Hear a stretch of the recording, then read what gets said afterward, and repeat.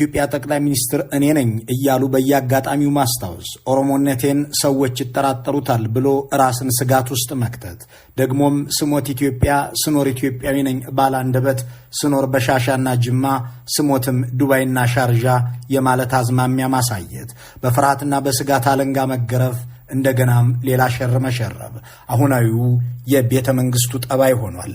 ሰሞነኛው እንቅስቃሴ የሚያስረዳው ነገር በሌላ ሰው በኩል በሌላ አገር ታሪክ ራሱን እንደሚደግም ነው። ስሎቬዳን ሚሎሶቪች የተባለ አንድ የሰው ደም ሲፈስ ነፍሱ ደስ የሚላት ሰርቢያዊ ነበር። በእርግጥ መጀመሪያ ዩጎዝላቪያዊ እንጂ ሰርቢያዊ ነኝ አይልም ነበር። ታላቋን ዩጎዝላቪያን የዩጎዝላቮች ሀገር አድርጋታለሁ ብሎ ስልጣን ሲይዝ አያሌ ጭብጨባ አጅቦት ነበር። ሆኖም የአገሪቱን ክልላዊ ግዛቶችና ብሔሮች በፈረቃ እየገደለ ከህዝቡ ጋር ተጣላ። ከዚያም ተቃውሞ በየቦታው ተነሳበት። በመጨረሻም እኔ እንደውም ዩጎዝላቪያዊ ሳልሆን የሰርብ ብሔር ሰው ነኝ አለና የእናንተው ልጅ ነኝ ብሎ ሰርቦችንም ይዞ ሌሎችን ሁሉ ወደ ማጥቃት ገባ።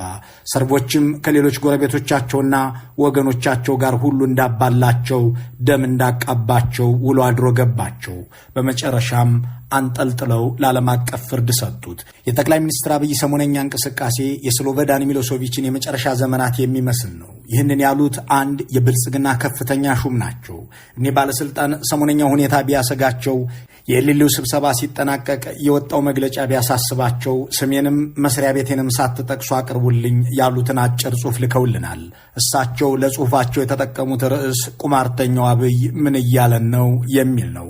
ጠቅላይ ሚኒስትሩ የድሮ ኦህዴዶችን ይዘው ጅማና በሻሻ ሲሄዱ እኒህ ባለስልጣን በዚያው ነበሩ።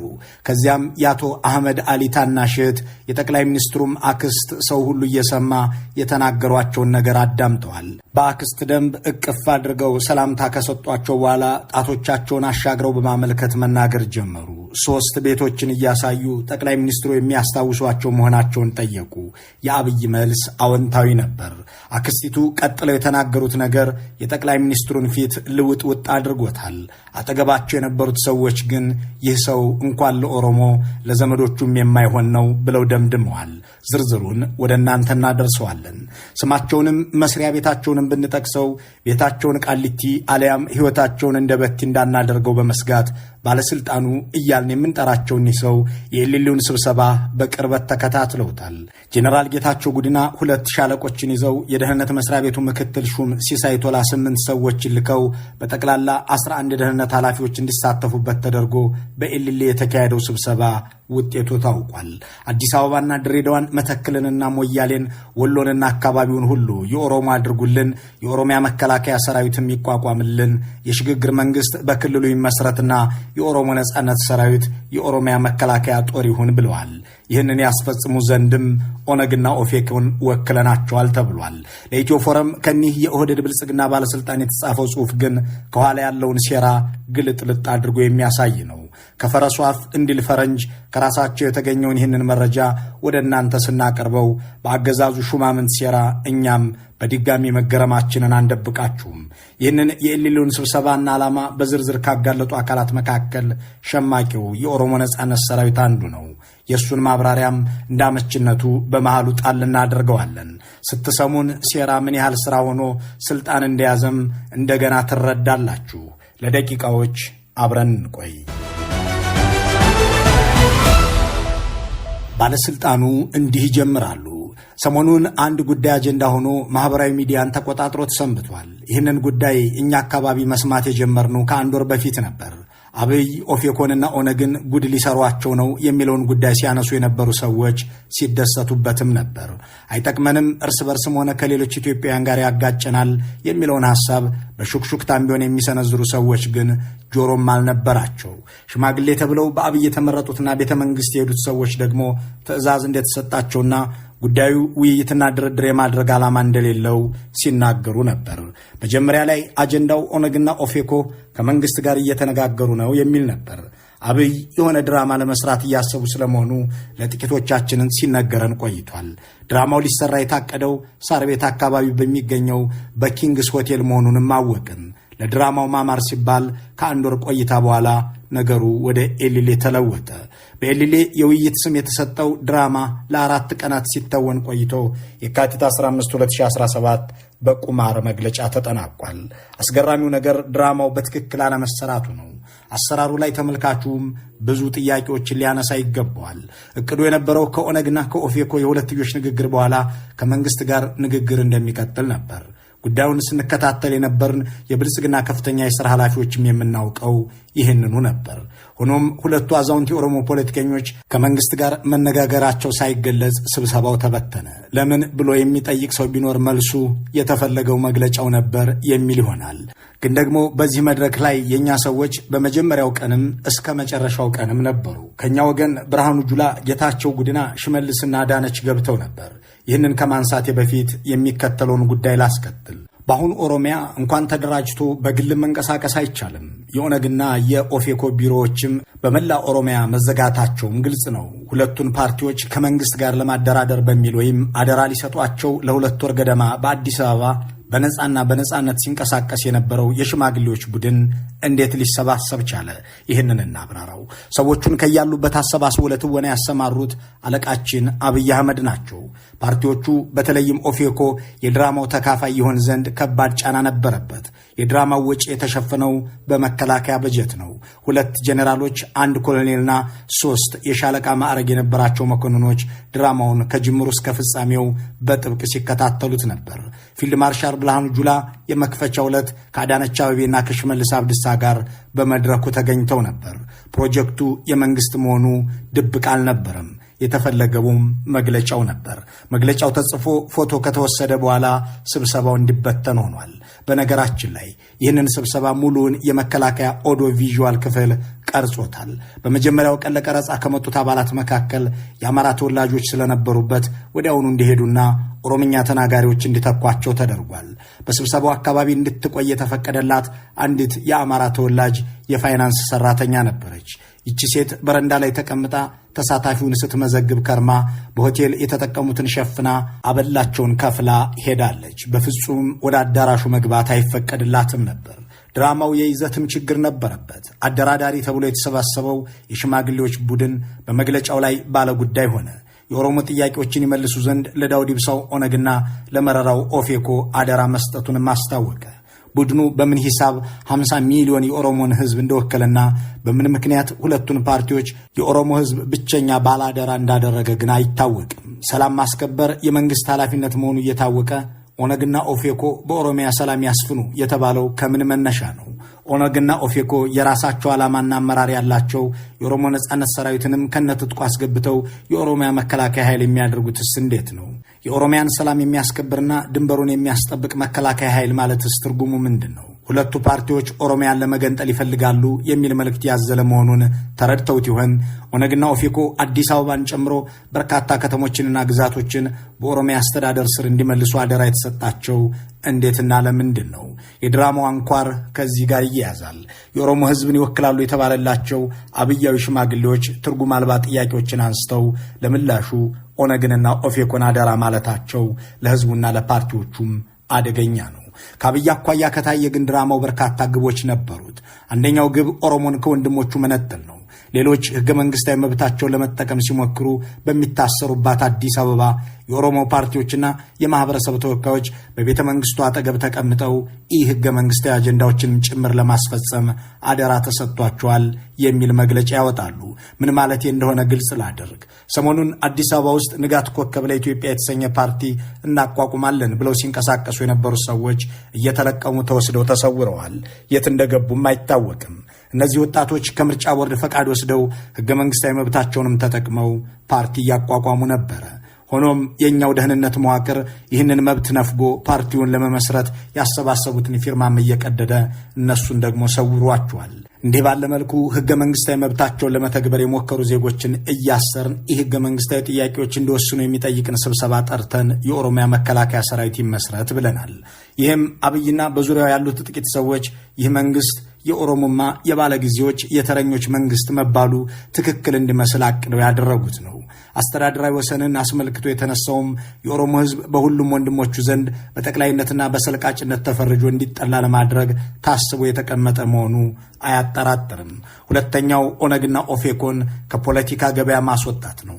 በአንድ በኩል ይህ ህገ መንግስታዊ አደራ እንዲቀበሉ በማድረግ በሌላ በኩል ደግሞ ከሌሎች ፓርቲዎች ጋር ትብብር ወይም ቅንጅት እንዳይፈጥሩ ትርጉም አልባና አነታራኪ ጥያቄዎችን አሳቅፈዋቸዋል። ከኦሮሞ ካምፕ ለኢትዮጵያ አንድነት የተሻልኩት እኔ ነኝ የሚሉት አብይ በዚህ ስልትም መልእክታቸው ለማስተላለፍ ፈልገዋል። ሶስተኛው በትግል ሜዳ ያሉትን የኦሮሞ የፖለቲካ ኃይሎችን አጀንዳ ማሰጣት ነው። አሁን ባለው ተጨባጭ ሁኔታ ኦነግና ኦፌኮ ትርጉም ያለው እንቅስቃሴ የላቸውም። በክልሉ ሰላማዊ የፖለቲካ እንቅስቃሴ ድርግም ተደርጎ ከተዘጋ 4 ዓመት አልፎታል። አቶ ዳውድና ፕሮፌሰር መራራ እንኳን ሊታገሉ ለራሳቸውም ነጻነት የላቸውም። በጉልበት የሚደረገውን ትግል ደግሞ እየመራ ያለው የኦሮሞ ነጻነት ሰራዊት ነው። የነጻነት ሰራዊቱ የክልሉን 70% ከመንግስት ቁጥጥር ውጭ አድርጎታል። ከፖለቲካ ማህበራዊ እንቅስቃሴ አንጻር ደግሞ ጀዋር መሐመድ ተጨባጭ ጉዞ ጀምሯል። አብይ አህመድ ሚና የለሽ ፓርቲዎችን ሰብስበው በህዝብ ወኪሎች ስም አስቀድሞ ያዘጋጇቸውን 6 የድራማ አደራዎች አሸከሟቸው በተጨባጭ እንቅስቃሴ ላይ የሚገኙትን የፖለቲካ ኃይሎች የትግል አጀንዳ ለማሳጣት አስበው መሆኑን የምናገረው ከማውቀው ተነስቼ ለህሊናዬም እረፍት ፈልጌ ነው። ለኦሮሞ ህዝብ ብዬ በታገልኩባቸው 30 ዓመታት ውስጥ የኦሮሞነት ጥያቄ ሳይነሳ ቆይቶ አሁን ጠቅላይ ሚኒስትር ሲሆን ኦሮሞ አይደለም ማለት ምንድነው? እኔ ካልሆንኩ ሌላ ሰው ኦሮሞ አይደለም የሚል ነው። የኦሮሞን ህዝብ ደህና ሞት እንኳን እንዳይሞት አድርገው በሰማይም በምድርም እሳት የሚያዘንቡበት የብልጽግናዎች አለቃ ለኦሮሞ ህዝብ ሲታገሉ የኖሩ መስለው ለመቅረብ ይሞክራሉ። ከዚያ ቀደም ብለው ግን እድሜን በሙሉ ስፈልጋት ኖርኩ ስከተላትም ነበር ያሉት ስልጣንን እንጂ የኦሮሞን ህዝብ አጀንዳና ጥቅም አልነበረም።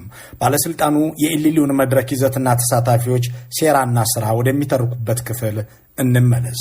አብይ ያዘጋጁት የኢሊሊው ድራማ እግረ መንገዱን አንድ እውነትን አጋልጧል የሚሉት እኒሁ የብልጽግና ሹም የካቲት 15 2017 ዓ.ም አብያዊ ሽማግሌዎች ያወጡት መግለጫ በመግቢያው ላይ ኦሮሚያ ሰው በየቀኑ የሚገደልበት ሰርቶ መኖር አስቸጋሪ የሆነበትና የሰው ህይወት ዋስትና ያጣበት ክልል መሆኑን ያነሳል። ይህ የኦሮሞ ህዝብ የሚኖርበት መራር እውነት ነው። በእርግጥ መከራው ከተገለጸውም እጅግ ይከፋል። የኦሮሞ ህዝብ በታሪኩ የአሁኑን አይነት ችግር አይቶት ይቅርና ሰምቶትም አያውቅም። በቀዩ መጨፍጨፉ፣ ወንድ ሳይቀር ተገዶ መደፈሩ፣ በየቦታው መገረፉና መዘረፉ ሳያንስ ቁማርተኞች በስሙ በሚፈጽሙት ጸያፍ ወንጀል ባለጊዜ ተብሎ እንዲጠላ እየተሰራ ነው። አብይ በድራማቸው አረመኔያዊ ንግስናቸውን በኦሮሞማ ኮት ለመሸፈን ቢሞክሩም እውነትን ከሁሉም አቅጣጫ መደበቅ ስለማይቻል በየአጋጣሚው የኦሮሞ ህዝብ ሰቆቃ ለወንድሞቹና ለዓለም በሙሉ ተጋልጧል። በኢሊሊው መድረክ ላይ ፊልድ ማርሻል ብርሃኑ ጁላ፣ ሽመልስና አዳነች ተገኝተው ነበር። እነሱ ብዙ አልቆዩም። ከሽማግሌዎች ምርቃት በኋላ አዳራሹን ለቀው ወጥተዋል። በዚያ የቆዩት የመከላከያ ደህንነት ኃላፊው ጄኔራል ጌታቸው ጉድናና እሳቸውን ተከትለው የመጡት 2 ሻለቆች ናቸው። የደህንነት መስሪያ ቤቱ 8 ሰዎች ልኮ ነበር። የስብሰባውን ወጪ ሙሉን የሸፈነው መከላከያ ነው። ኪንግስ ሆቴልም የነበረውን ሆነ የኢሊሊውን ስብሰባ አበል፣ የምግብና መጠጥ፣ የአልጋና መሰል ወጪዎችን የሸፈነው መከላከያ ነው። በሌላ አገላለጽ የኦሮሚያ መከላከያ ሰራዊት ይቋቋም፣ ድሬዳዋና አዲስ አበባ፣ ሞያሌና መተከል እንዲሁም ወሎ የኦሮሚያ ይደረጉ የሚለውን አጀንዳ እየገፋና እየደገፈ ያለው መከላከያ ነው ማለት ነው እያለ የሚቀጥለውን የባለስልጣኑን ጽሑፍ የሚመስል ሐሳብ በኦሮሞ ነጻነት ሰራዊት መግለጫም ላይ እናገኛለን። እንዲህ ይላል። በኦነግና ኦፌኮ በኩል የወጣው መግለጫ የሚረባ ነው ማለት አይቻልም። በኢሊሊው መድረክ ላይ ከነበሩት ተሳታፊዎች ውስጥ 11ዱ የመከላከያና የደህንነት መስሪያ ቤቱ ሰዎች ናቸው። ይህንን ስብሰባ ለማካሄድ ሲጀምሩ የአገዛዙ ሰዎች አንድ ውሸት ለሽማግሌዎቹ ነግረዋቸው ነበር። እሱም ከኦሮሞ ነጻነት ሰራዊት ጋር በደቡብ አፍሪካ በሚስጥር እየተወያየን ነው የሚል ነበር። ሽማግሌዎችን የመረጧቸውም ሆነ ወጫቸውን የሸፈነው መንግስት ነው። የኦሮሞን የሽምግልና ባህል ለፖለቲካዊ ጥቅም እያራከሰ ያለው አገዛዙ የጃራሱማ ልምዳችንን ለርካሽ ተግባር እየዋለው ነው። ለመላ የአገሪቱ ህዝብ የሚኖረን መልእክት በአብይ አህመድ አወናባጅ ሙከራዎች አትደናገጡ የሚል ነው። ሁሉም ችግሮቻችን ጊዜው ሲደርስ በውይይት መፍትሄ ያገኛሉ። በእሳቸው ግጭት ፈልፋይ አጀንዳዎች ግራ ከመጋባት የእሳቸውን አገዛዝ መንግሎ ለመጣል የጋራ ግንባር መፍጠር ላይ መረባረብ ይሻለናል በማለት ጠቅላይ ሚኒስትር አብይ ለየትኛውም ህዝብ የማይጠቅሙና የማይሆኑ መሆናቸውን ያስረዳል። ይህንን የኦሮሞ ነጻነት ሰራዊትን ሐሳብ የሚደግፍ ሌላ ጉዳይን ጨምርና ወደ ባለስልጣኑ ጽሑፍ እንመለሳለን። እኒህ በምስሉ ላይ ጠቅላይ ሚኒስትሩን በሁለቱም እጆቻቸው ቅፍ አድርገው የሚታዩት እናት በጅማ ዞን የሚኖሩ ወይዘሮ ናቸው። ለአብይ ደግሞ የአባታቸው የአቶ አህመድ አሊ ታናሽ እህት ናቸው። ስማቸው ገነት ይባላል። አብይ በአጋሮ ከተማ የ7ኛ ክፍል ትምህርታቸውን ሲማሩ የተቀመጡት በእኒያ ክስታቸው በወይዘሮ ገነት ቤት ነበር። ከጥቂት ሳምንታት በፊት የቀድሞ ኦህዴዶችን ይዘው ወደዚህ አካባቢ በተጓዙበት ወቅት በአጋሮ ከተማ ተሰራ የተባለን የኮሪደር ልማት እያስጎበኙ ነበር። በዚህ ጉብኝት ወቅት ወይዘሮ ገነት የወንድማቸውን ልጅ እቅፍ አድርገው ሰላምታ ካደረሱ በኋላ አጠገባቸው ያለው ሰው ሁሉ እየሰማቸው በጣታቸውም አሻግረው እያመለከቱ ይናገሩ ጀመር። አብይ የአማዶ ላይ የሚታየው ቦታ የማን እንደነበር አስታወስክ? ጠየቁ ወይዘሮዋ። በዚህኛው በኩልስ ያለው የማን እንደነበር ትዝ ይልሃል? እያሉ የሶስት ሰዎችን ቤት ጠቆሙና ልጆቻቸው አረብ ሀገር ሰርተው ባመጡት ገንዘብ የተሰራ ቤት ነበራቸው። አሁን ለኮሪደር ልማት ይፈለጋል ተብሎ ፈረሰባቸው። በዚህም በመበሳጨታቸው ከሶስቱም ቤት ሶስቱም ራሳቸውን አጠፉ። አሁን ሐዘን ተቀምጠዋል አሏቸው። በጭካኔ የሚታወቀው የጠቅላይ ሚኒስትሩ ፊት ባልተለመደ ሁኔታ ተለዋወጠ። እኒያ መግደልንና መሞትን እንደ ተራ ነገር የሚመለከቱት ሰው የሐዘን ፊት በገጽታቸው ላይ ሲስተዋል ግራ ተጋባን። ሆኖም የእሳቸው የጥፋት በትር እንኳን ለኦሮሞ ሕዝብ እንዲህ ላሉት የቅርብ ዘመዶቻቸውም የማይመለስ መሆኑን ያረጋገጥንበት አጋጣሚ ነበር ይላሉ በቦታው የታዘቡትን ይህንን መረጃ ለኢትዮ ፎረም ያጋሩትና ዛሬ ይህንን ጽሑፍ ለጣቢያችን የላኩት ባለስልጣን። አሁን ወደ እሳቸው ጽሑፍ መደምደሚያ እንመለስ። እድሜን በሙሉ ለኦሮሞ ሕዝብ ትግል የታገልኩ ሰው ነኝ። በታገልኩበት ዘመን የሚያስፈልገው የትግል ስርዓት አሁን ያስፈልጋል ብዬ አላስብም። የኦሮሞ ሕዝብ ነፃ ወጥቷል። ኦሮሞ በመሆኑ አንገት የሚደፋበት ሀገር አይደለም ኢትዮጵያ። ኦሮሞዎች ማሰብ አትችሉ የሚባሉ ነገሮች ሁሉ ተሰባብረው አልቀዋል። ባለስልጣኑ የኢሊሉ ስብሰባና ውሳኔዎቹ ሌላውን የአገሪቱን ሕዝብ ሊያሳስብ እንደማይገባ በገለጹበት የጽሑፋቸው ማጠቃለያ ላይ እንዲህ ይላሉ። በመጨረሻም ለሀገራችን የፖለቲካ ኃይሎች መልእክት አለኝ። አሁን ላይ የኢትዮጵያ መሰረታዊ ችግር አብይ አህመድ መሆናቸውን ሊያውቁት ይገባል። ከአብይ ጋር ተወያይቶ የሚፈታ አንድም ችግር የሌለ መሆኑንም እንዲሁ። ይህንን እኛ ያለፉትን ዓመታት አብረን ከሰራን ብልጽግናዎች በላይ የሚመሰክር የለም። የአገሪቱ የፖለቲካ ኃይሎች እንታገላለን ካሉና ይቺ ሀገር መትረፍ አለባት ብለው የእውነትም ከልባቸው የሚያስቡ ከሆነ የልዩነት አጀንዳዎችን በማሳደር አብይን በማስወገድ ላይ መተባበር ይገባቸዋል። በትናንሽ አጀንዳዎች ላይ በጎንዮሽ እየተነታረኩ መቀጠል ያለ ክፍያ አብይን ማገልገል ነው። በባህር ዳር በጎንደርና በደብረ ብርሃን መኖር ያልቻለው አማራ መተከልን፣ ደራንና ወልቃይትን ዋነኛ አጀንዳው ማድረጉ የሴራ ሰለባ መሆኑን ያሳያል። በነቀምት፣ በፊቼ፣ በአሰላ፣ በመቂ፣ በዶዶላና በሌሎችም ቦታዎች እንደ አውሬ እየተገደለ ያለ ኦሮሞ የወሰን አካባቢዎችን አጀንዳ አድርጎ ከወንድሞቹ ጋር ንትርክ ውስጥ እንዲገባ እየተቀሰቀሰ ያለው አብይ ቁማር እንዲበሉ ነው። ትግራዋይም በበኩሉ በመቀሌ በአክሱምና በአድዋ ጭምር መኖር እያቃተው ለዚህ ሁሉ መከራም የዳረጉትን ጠቅላይ ሚኒስትሩን ትቶ የወልቃይትንና የራያን ጉዳይ አጀንዳ ቀዳሚ ጉዳይ ማድረጉ የሚጠቅመው ለአብይ ብቻ ነው። አፋርና ሶማሌ ስለ አዳማይቱና ገዳማይቱ ሲገዳደሉ የአብይ ነፍስ ሐሴት ታደርጋለች።